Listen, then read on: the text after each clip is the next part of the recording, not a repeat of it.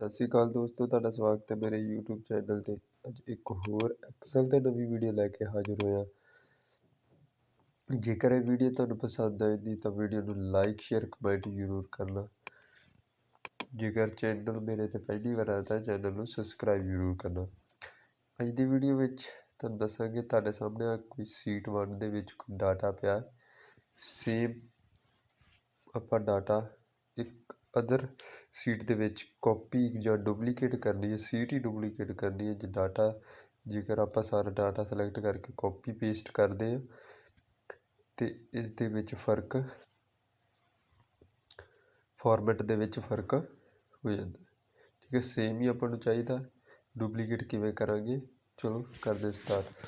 ਤੁਸੀਂ ਸੀਟ 1 ਤੇ ਜਾ ਕੇ ਕਰਸਰ ਕੋਲ ਰੋਕਾਂਗੇ, ਉਸ ਤੋਂ ਬਾਅਦ ਤੁਸੀਂ ਕੰਟਰੋਲ ਪ੍ਰੈਸ ਕਰਨਾ।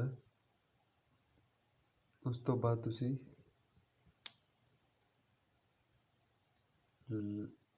ਲੈਫਟ ਕਲਿੱਕ ਕਰਾਂਗੇ ਤੇ ਸੀਟ ਨੂੰ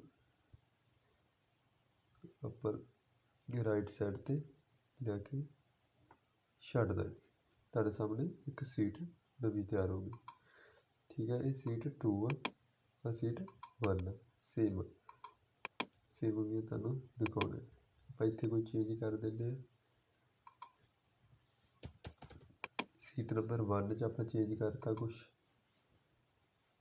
ਹੁਣ ਸੀਟ ਨੰਬਰ 2 ਦੇ ਵਿੱਚ ਦੇਖਦੇ ਕੋਈ ਚੇਂਜ ਨਹੀਂ ਹੋਇਆ। ਠੀਕ ਹੈ, ਆਪਾਂ ਸੀਟ ਨੰਬਰ 2 ਦਾ ਡਾਟਾ ਆਪਾਂ ਕੁਛ ਡਿਲੀਟ ਕਰ ਦਿੰਦੇ ਹਾਂ।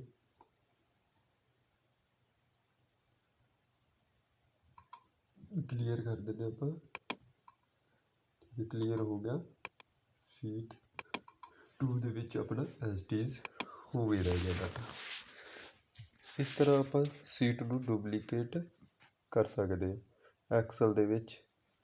Thanks for watching this video.